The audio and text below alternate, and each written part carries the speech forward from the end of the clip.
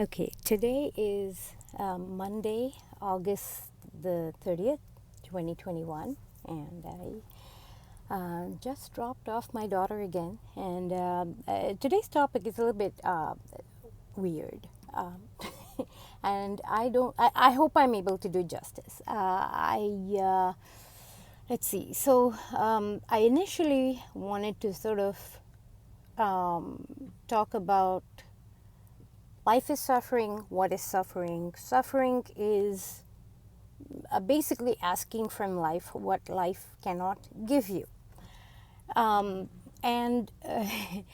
I wanted to talk about this sort of in context of, whenever I speak to young people ask me questions, etc., or just even like vent about, problems they're having, typically relationship problems. And I wouldn't say, sure, yeah, that's a young person problem, but it's not necessarily. I would look at it as more of a, that is the thing that they're facing in their life stage. So if during a particular life stage, your core task of life is creating a partnership and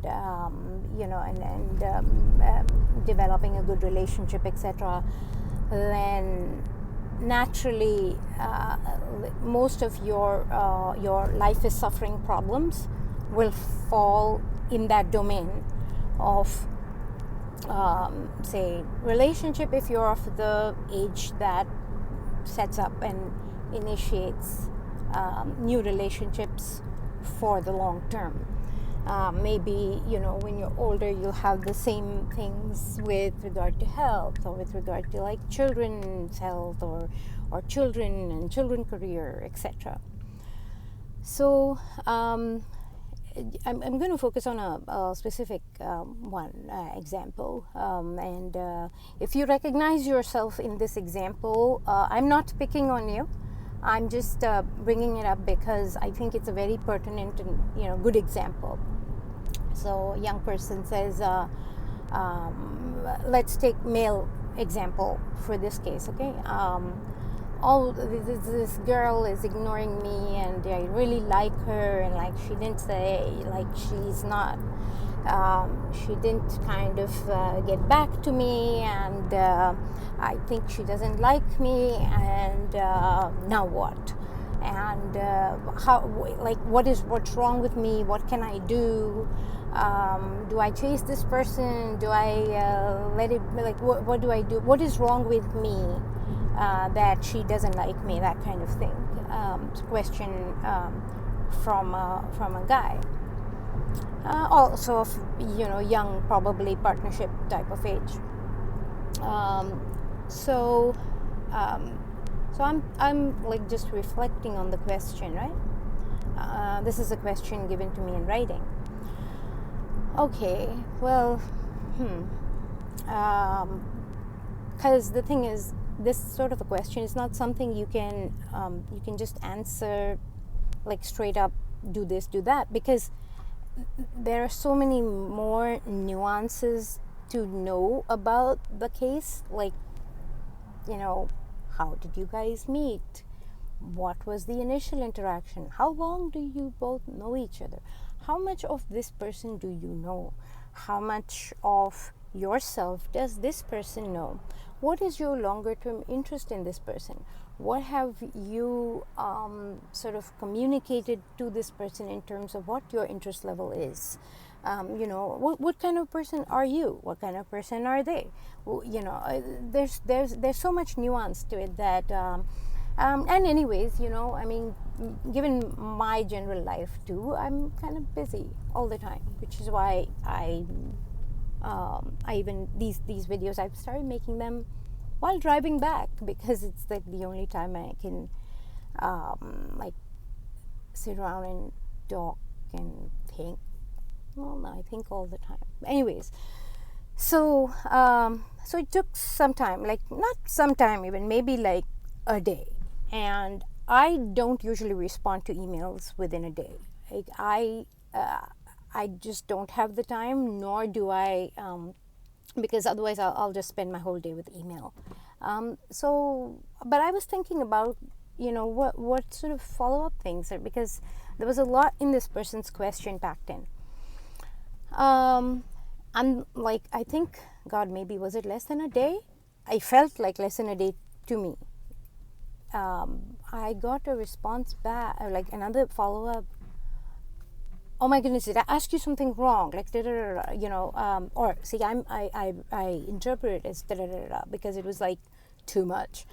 So, but which is great, because in that interaction, I kind of got the seeds of the answer for this person.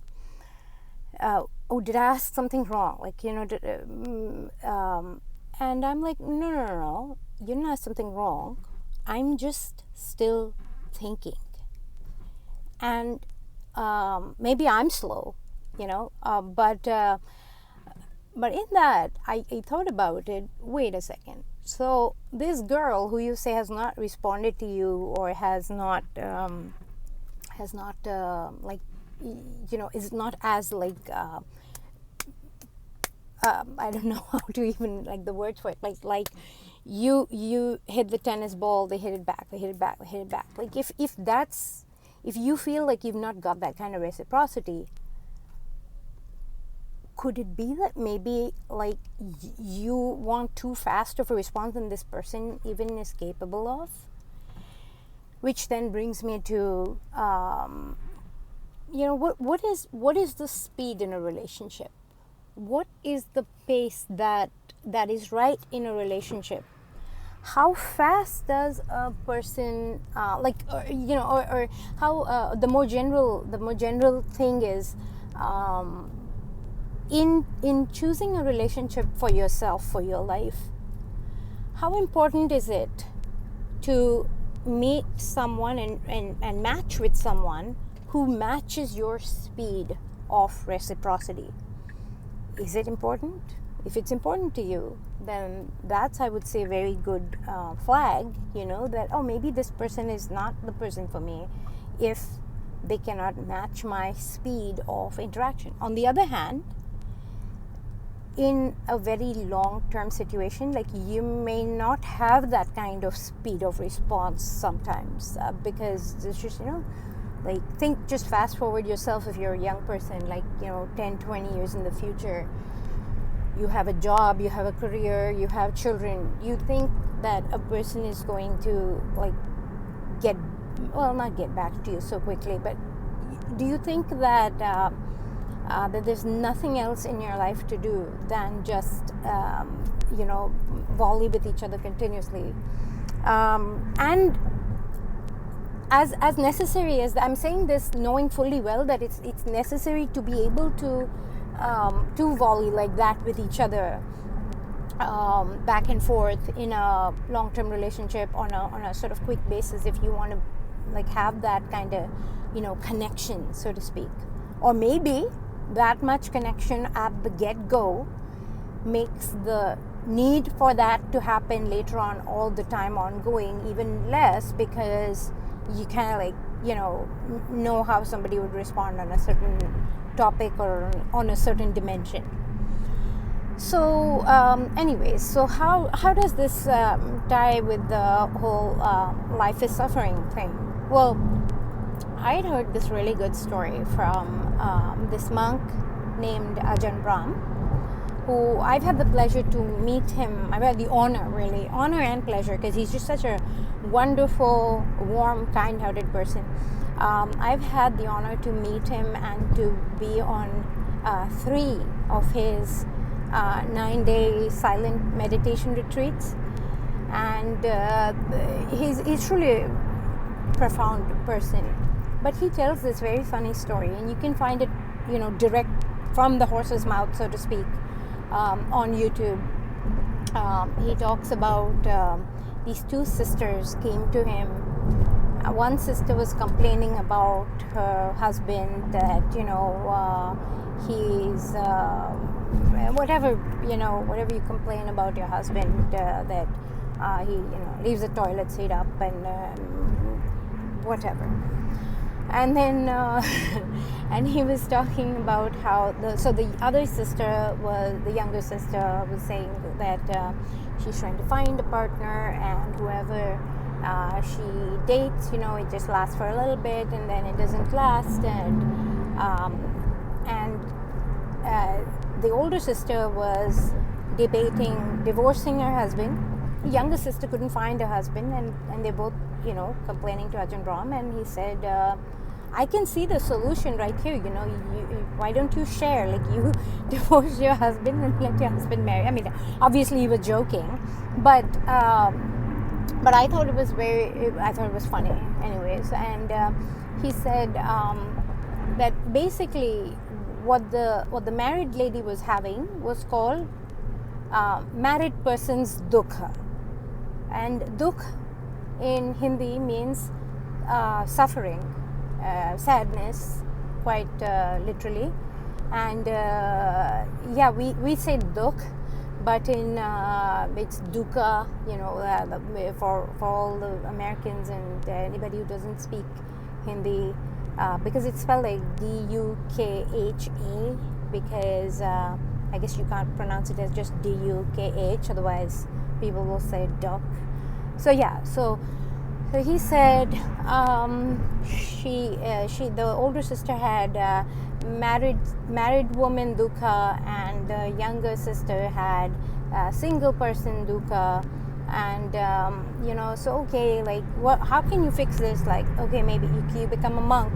No, but then you'll have monk dukkha, and then you'll have you have young monk dukkha, or you'll have old monk dukkha, or whatever it is, right? When you're a student, you have student dukkha of all the papers and all the things that you have to write and all the stuff you have to do in the exams. And then you envy your professor and say like, I wish I was that professor. And then you become a professor and you're like, oh God, I have to deal with these students. And then you have professor dukkha. So whatever it is, you have dukkha, because dukkha is suffering and life is suffering.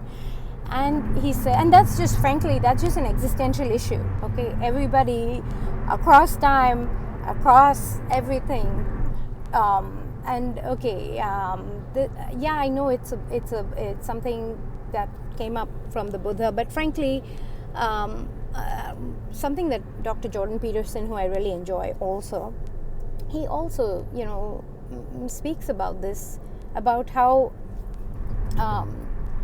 life is suffering. That's a fact.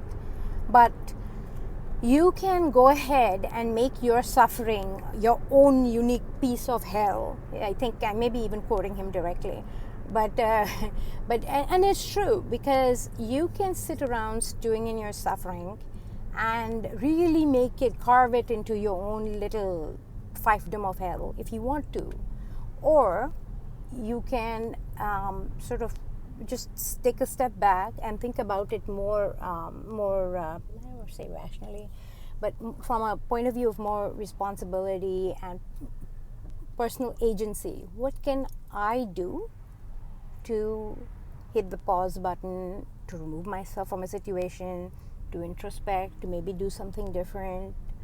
So those are all your choices that you have responsibility for. And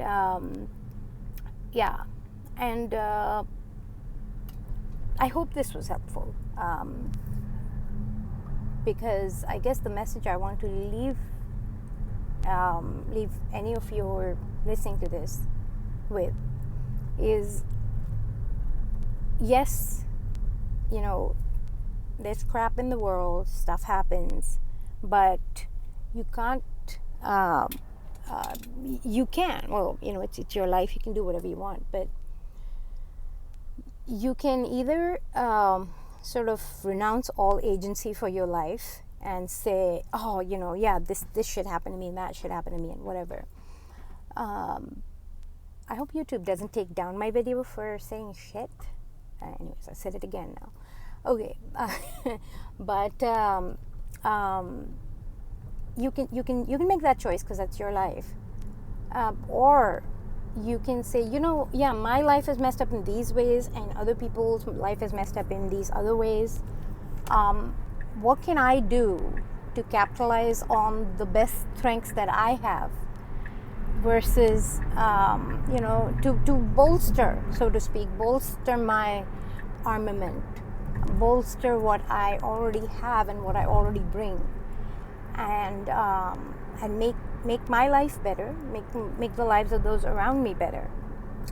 You have that choice, and if you start thinking in that fashion,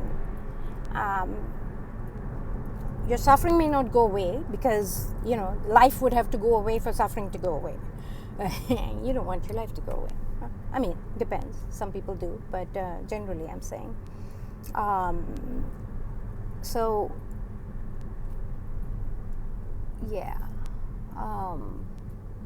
Anyways, I know now I'm just rambling. So yeah, I hope this is helpful, and I hope you find it in yourself to take agency for your own life, and to do or not do, and to just accept things sometimes, and just be with yourself. Some things I can suggest also, because when I just said you can do or not do, you can be or not be, whatever, I remembered this really funny and insightful talk by this guy named Alain de Botton. I think it was a TED talk. It's called On Love. And another one is Why You Will Marry the Wrong Person. I highly recommend both of those for like relationship advice, relationship stuff. Plus he's very funny, and he has a dry humor.